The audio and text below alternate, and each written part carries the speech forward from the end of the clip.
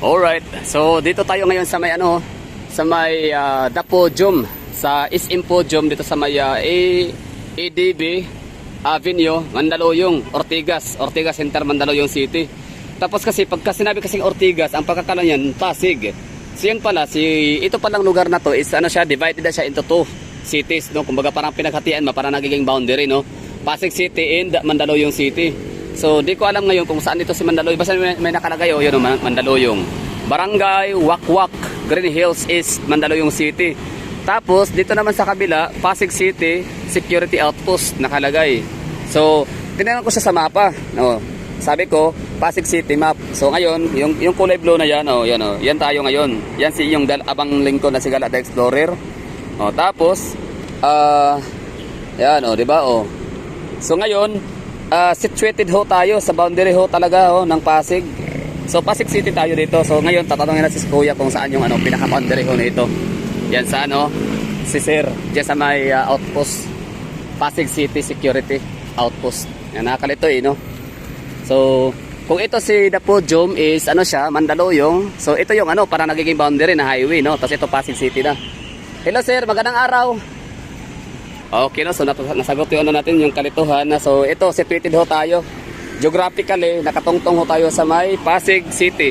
Yan Pasig City Outpost.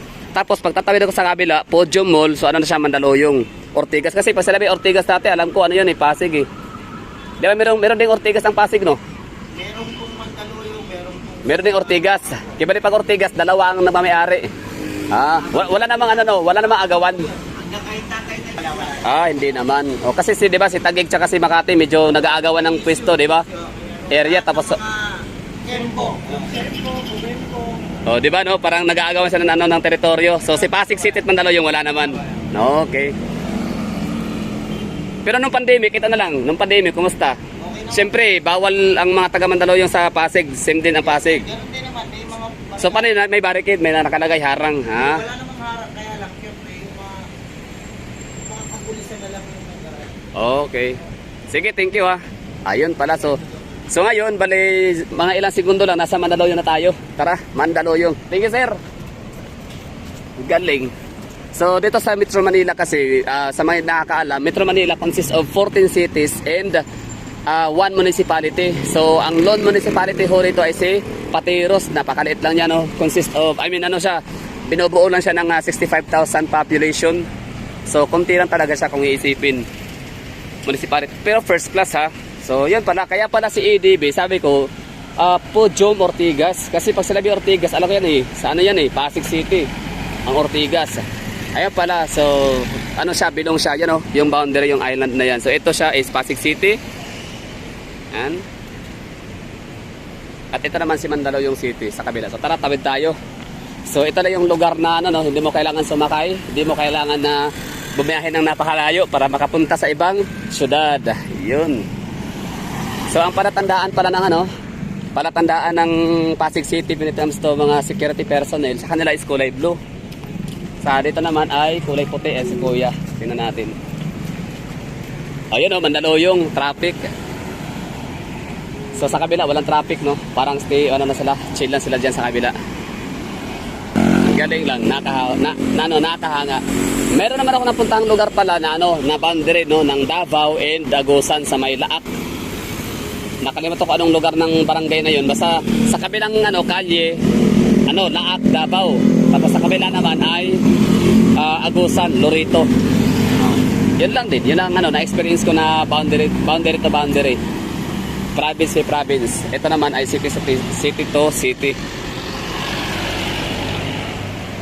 Galing lang, nakakatawa, nakakahanga. Buti nga, hindi pa na nag-aaway-aaway ang Mandaluyong tsaka Pasig, hindi nagpapasiklaban. Hindi kagaya sa sa Makati tsaka sa Taguig, nag-aagawan ng teritoryo. Ayan. Bale, syempre, bawal yan di ba? Pag sinabing quarantine, di ba, bawal ang mga taga-Pasig punta na ibang lugar. Same din ang taga ng lugar sa Pasig. Kasi wala naman sasakyan dito, sir. Wala sasakyan.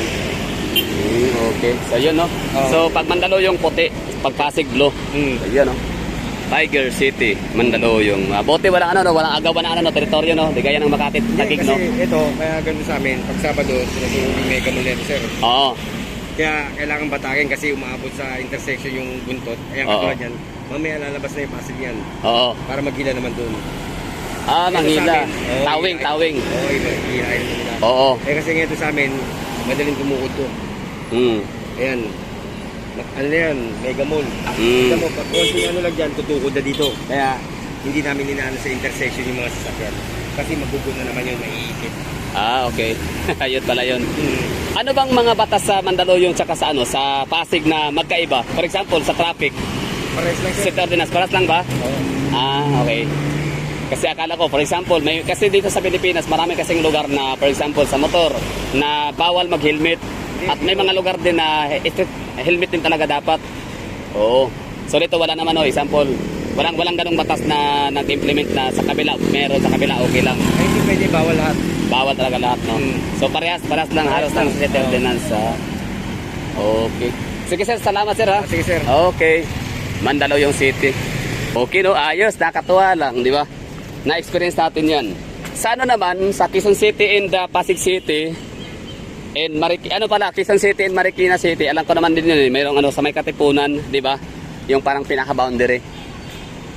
Kung alin yung ano, yung boundary talaga. So malalaman mo sa Marikina City or sa Quezon City kung alin ka doon sa dalawang lugar na yun. Example, galing kang Quezon City.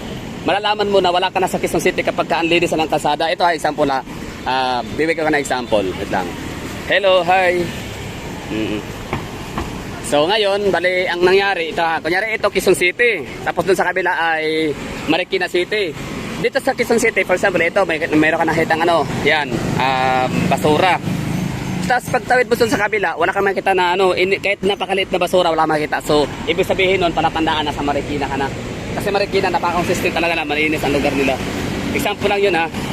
So, dito naman sa Mandaluyong City, wala kang makikitang contrast. Diba? Wala kang makikitang contrast, wala kang makikitang pinagkaiba kasi parehas lang mga high-rise building. Parehas progresibo yung lugar. Parehas business districts. And mga high-rise buildings, skyscrapers, business district, di ba?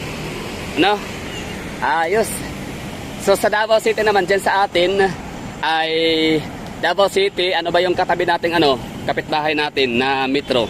So Panabo, Metro Davao, di ba? Pero ang layo na ng Metro Davao. So dadaan ka pa ng dalawang barangay na medyo hindi na siya masyadong parang na siya, outskirts, suburban na siya, area. So yan yung Barangay Bunawan and Barangay Lasang. So papunta naman ng Santa Cruz, Metro Davao. Same din, no? Makikita mo rin yung difference na parang ka na, nasa provincial talaga area sa Santa Cruz, Davao del Sur. Davao, Metro Davao. So yun, no? Diyan tayo pumasok kanina sa Podium, the Podium. Ayos, for the first time nakapunta ako dito. Ang dami ko naman sanang pagkakataon, kaso nga lang wala puro ako puro EDSA. Ngayon, ito lang pala, Mega Mall, nakapunta ng Mega Mall. Pero di ko talaga naisipan na pumunta doon sa Podium. So ano sa tingin niyo? Sino ba nakakadlit diyan? Meron bang mga nanonood nito na masasabing ganun ang lugar? For example, Iloilo City, Pavia, and Oton, di ba?